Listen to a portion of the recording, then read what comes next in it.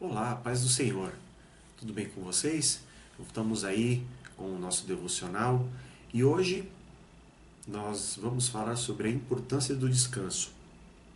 Para isso, gostaria que vocês abrissem a Bíblia de vocês no livro de Êxodo, capítulo 35, versículo 2. Êxodo, capítulo 35, versículo 2. Diz assim o texto: 6 dias se trabalhará, mas o sétimo dia vos será santo, o sábado do repouso ao Senhor. Todo aquele que nele fizer qualquer trabalho morrerá. Como disse aí, hoje nós vamos falar então sobre a importância do descanso. Sem entrar no mérito de qual dia é o dia do repouso ao Senhor, se seria sábado, se seria domingo, porque isso não vem ao caso agora, e também sem entrar no mérito do que seria esse descanso ao Deus, né?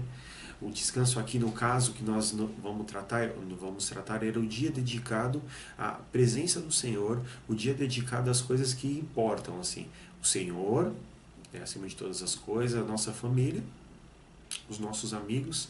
Então um dia de realmente descanso, onde você deixa as coisas que são mudanas, né, do dia a dia, do nosso dia a dia de lado, da correria.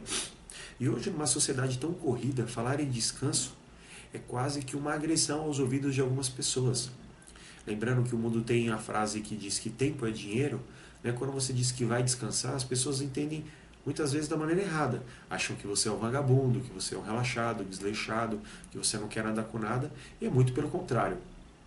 A ciência já provou que pessoas descansadas, com as mentes tranquilas, produzem muito mais, são efetivamente melhores profissionais do que as pessoas que estão, constantemente trabalhando sem descanso.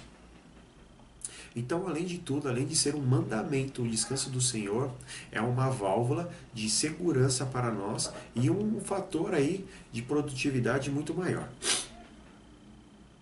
Porém, para falar disso, eu gostaria de separar esse assunto em 3 tópicos pequenos, rápidos, para a gente poder comentar sobre o que realmente é o descanso e o que a falta de descanso nos afeta, né?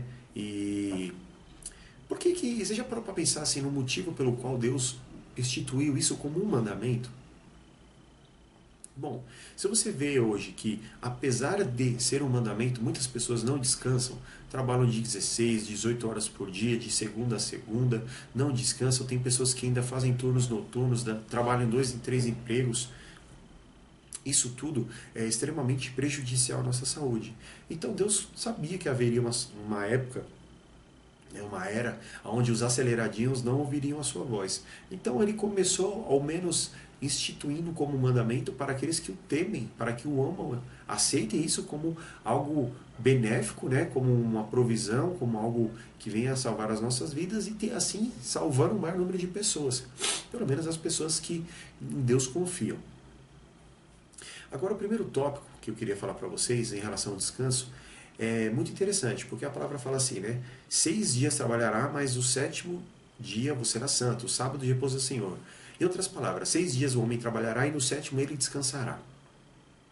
Para haver descanso, é necessário uma organização, um planejamento. Concordam? Porque se diz que em 6 dias você vai fazer todo o seu trabalho semanal e descansar no sétimo, você precisa ter uma boa organização, um bom planejamento para dividir as tarefas, para que nada venha a sobrecarregar um dia ou outro, você fica sem fazer nada um dia, no outro dia você faz mais, e que isso possibilite que você descanse no sétimo dia. Vamos entender que esse descanso aqui seria o dia de você buscar, se dedicar ao Senhor. É por isso que chama aqui que será o sábado do repouso ao Senhor. Nessa versão minha revisada, atualizada de Almeida, repouso ao Senhor, ou seja, é dedicado a Ele. Não é que você não vai fazer nada, você não vai salvar uma vida, como Jesus diz, Se você você tem uma ovelhinha, a ovelhinha cai no buraco, você não vai salvar ela porque ela é sábado. Você vê alguém passando fome, você vai deixar de alimentar porque é sábado? Não. Esse não é um descanso ao Senhor. Esse seria um descanso da sua carne. Então, o descanso que nós estamos falando, além de ser beneficiar a sua carne, só que ele é ao Senhor. Então, assim, a direção de Deus ela é tão séria quanto a isso que, independente da justificativa que nós venhamos apresentar a Ele, Ele diz: todo aquele que nele fizer qualquer trabalho morrerá. Então, assim, todo aquele que fizer algo que não seja a Deus, ele vai morrer. Mas que morte é essa? Seria uma morte física? É uma morte. Que tipo de morte é essa? Essa morte é uma morte espiritual. E se não fosse algo sério, não seria necessário que Deus nos fizesse uma ameaça, concordam comigo? Ou para alguns, os que amam a Deus, isso só foi apenas um aviso. Mas aí eu vou deixar que vocês concluam por vocês mesmos.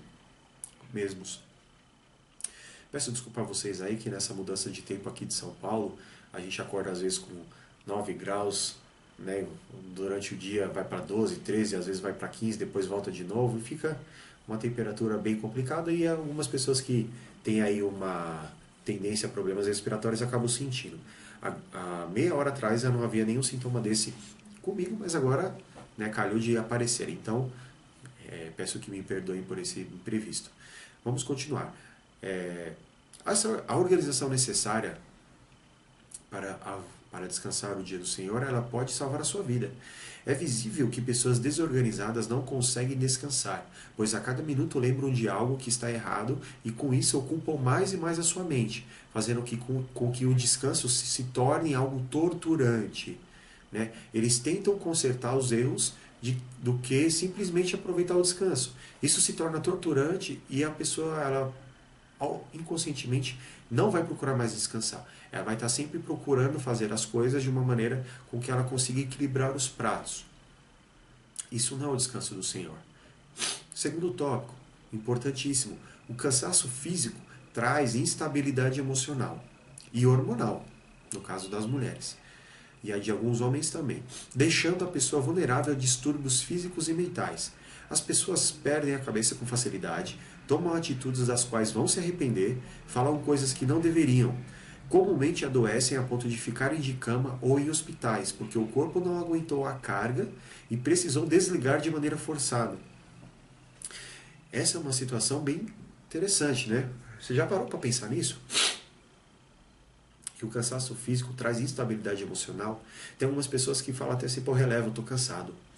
Porque não enxergam bem, não escutam bem, não têm um discernimento a percepção das coisas ao seu redor da maneira que elas realmente são, e aí acabam sendo vítimas desses sintomas que eu falei aqui. Agora vamos ver, biblicamente, uma situação onde o cansaço trouxe instabilidade emocional e todos esses efeitos. Abra a Bíblia de vocês em 1 Reis 19, do versículo 1 ao 4. Livro de 1 Reis, capítulo 19, versículo do 1 ao 4. Eu vou ler inteiro para vocês, mas o contexto é o seguinte, né? Elias, o profeta do Senhor, havia desafiado os profetas de Baal num holocausto público, né? Os profetas de Baal fariam a oferta deles a Baal e Elias faria a oferta deles ao nosso Senhor Deus, Jeová, ou Jeová, o nome que você queira pronunciar aí.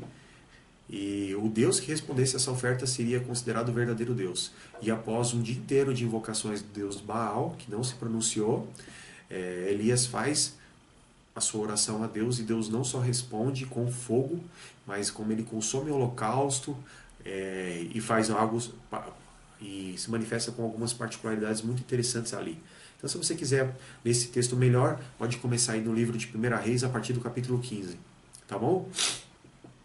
Então vamos lá. 1 Reis, capítulo 19, do 1 ao 4. E Acabe fez saber a Jezabel tudo quanto Elias havia feito, e como totalmente matara todos os profetas à espada. Então Jezabel mandou um mensageiro a Elias, a dizer-lhe: assim me façam os deuses, e a outro tanto, se der certo amanhã a estas horas, não puser a tua vida como a de um deles. O que vendo ele se levantou, e para escapar com vida, olha esse detalhe, hein? Para escapar com vida, se foi. E chegando a Berseba, que é de Judá, deixou ali o seu servo. Ele, porém, foi ao deserto o caminho de um dia, e foi sentar-se debaixo de um zimbro, e pediu para si a morte. E disse: já basta, ó Senhor, toma agora a minha alma, pois não sou melhor do que os meus pais. Vamos analisar uma coisa.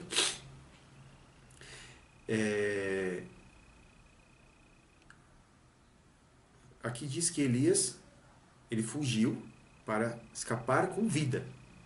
Só que ao chegar no seu lugar, ali na sua caverna, ele pede para si a morte. Aqui não há uma estabilidade mental, além de emocional. Se vocês forem ver, né, existem outros aspectos aqui, mas quando há manifestação espiritual, normalmente o nosso corpo fica cansado. Havia também uma situação onde Elias havia matado ali os profetas de Baal, que não era um número qualquer. Se vocês lerem, vocês vão ver a quantidade. Então, ele estava cansado.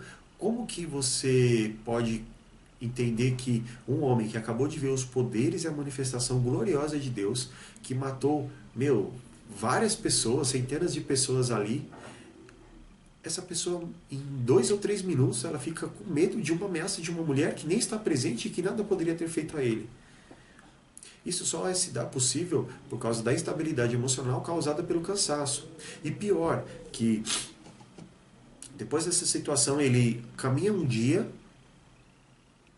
para o deserto, deixa o seu escudeiro ali numa cidade, depois ele anda mais um pouco e vai para uma caverna e pede para si a morte. Então ele não era um cara ignorante, Elias não era um cara ignorante, um cara fraco na fé. Ele era um cara que conhecia Deus, ele é um cara que sabia o poder de Deus. Só que o cansaço o transformou em alguém vulnerável, em uma presa fácil para o inimigo, você vê as setas na mente de Elias. Eu vou morrer, quero me suicidar, mas ao mesmo tempo eu não quero morrer. Eu não sei o que. E fica uma história muito complicada. Vocês podem ler aí no resto do capítulo 19 a loucura que chegou a Elias. E Deus, durante o tempo, não falava nada, só o alimentava e falava: come e bebe. Come e bebe. E depois de restaurar a força de Elias, Deus dá ordens para ele que ele vai cumprir. Já não estão com essa neurose, essa loucura de achar que ele fugiu porque não queria morrer, mas chegando no seu lugar da fuga ele pediu para morrer. Ele havia saído dessa instabilidade emocional. E por que isso aconteceu com Elias? Porque não houve um descanso. Como for falado aqui, ele não parou para descansar, ele não teve um tempo de refrigério, ele simplesmente continuou aquela sequência ali, talvez achando que ele não precisaria de um descanso por ter visto a presença de Deus algumas vezes, por ter entendido o poder de Deus e ter visto as suas manifestações. Mas isso mostra que nenhum de nós está isento do descanso em si. Nenhum de nós está apto a viver sem descansar ou sem dormir.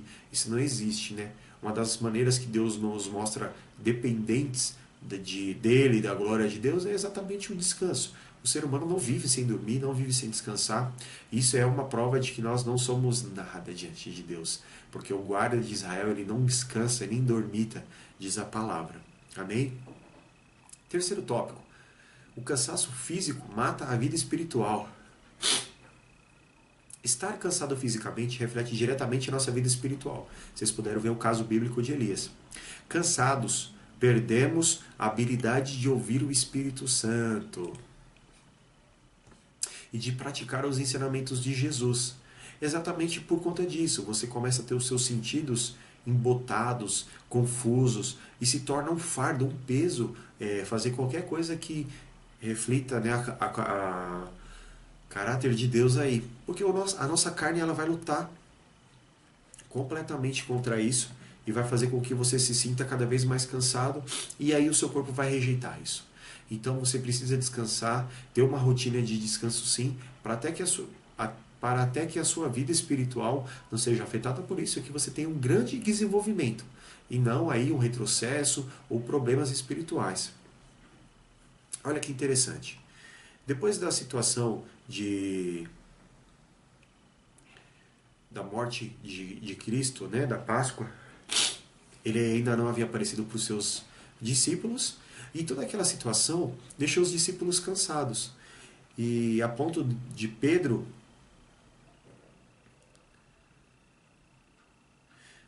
né, junto com alguns outros discípulos, voltarem a pescar.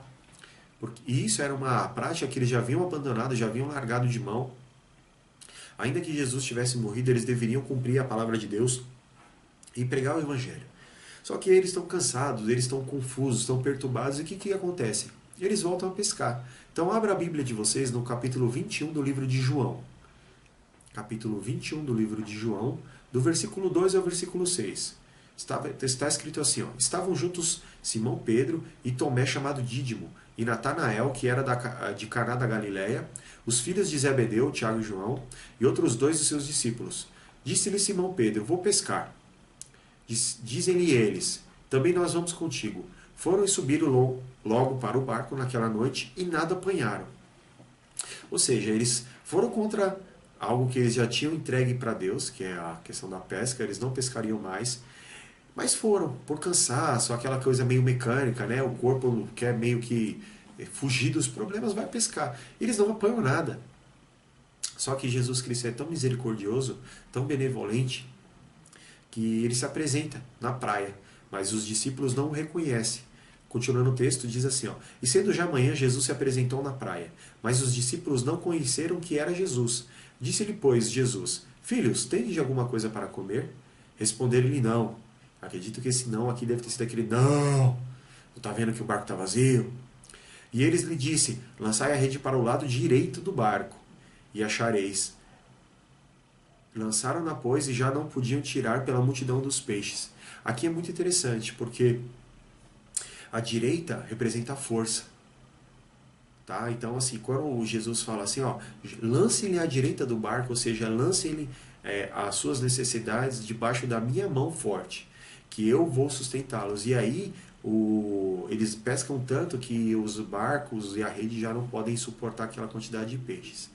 Então, assim, apesar do cansaço deles, Jesus tem misericórdia, os alimenta, tá? Porque isso aqui também é uma provisão de alimento. Com esse alimento eles recuperam o alento, recuperam o raciocínio, e aí eles podem continuar a ponto de lembrarem dos ensinamentos do Senhor Jesus e esperar a descida de Pentecostes, tá? Que é o chamado a descida do Espírito Santo. Então você consegue perceber o quanto o cansaço pode afetar diretamente a sua vida espiritual. Há outros exemplos bíblicos também sobre cansaço que afeta a vida espiritual. Por exemplo, o povo no deserto, né, que estava cansado, já fadigado, com a mente cansada e não buscavam o Senhor, eles se cansaram de estar ali. E no momento que Moisés subiu ao monte para buscar ali as tábuas da aliança, né, os 10 mandamentos, o que eles fazem? Eles voltam às práticas carnais pecaminosas. Pressionam Arão e esse, né, ele pega todo o ouro do pessoal que havia sido despojo de guerra ali do povo do Egito e faz um bezerro de ouro, e eles adoram aquele bezerro. Então, o cansaço físico levou o povo do deserto, que deveria ser o povo de Deus, da terra prometida ali, a pecarem. E por conta desses pecados e de outros muitos que se acumularam, eles não entraram. Os únicos que entraram na terra prometida foram Josué e Caleb, daquela geração. Então, meu recadinho para vocês aí do nosso devocional de hoje é sobre isso, a importância do descanso. Pare, reflita, pense direitinho se você tem conseguido descansar, se você tem conseguido ter um tempo de qualidade com o Senhor Jesus, que a ponto desse cansaço físico não interferir na sua vida espiritual. Se você tem estado cansado, procure descansar. Se você tem cometido erros como não cometia há muito tempo atrás, mas voltou a práticas estranhas por causa do cansaço, se arrependa, peça perdão a Deus, procure conserto, procure, né, se quebrantar na presença do Senhor, procura se fortalecer de novo, foge da aparência do mal, e o Senhor Jesus vai te respaldar, Ele vai curar você, Ele vai te perdoar. O Senhor Jesus, Ele não nega perdão a ninguém, daqueles que se arrependem verdadeiramente, e com isso, com certeza a sua vida vai se transformar. Pense nisso também na questão profissional, na questão dos estudos. Sempre tenha o tempo de lazer, de descanso, de diversão saudável, aí segundo, lógico, a palavra de Deus, para que você tenha uma vida saudável, para que você possa desfrutar dessa vida da melhor maneira possível. Tá bom? Eu aguardo vocês aí no próximo devocional. Que Deus abençoe. Uma ótima semana a todos. Deus abençoe. A paz.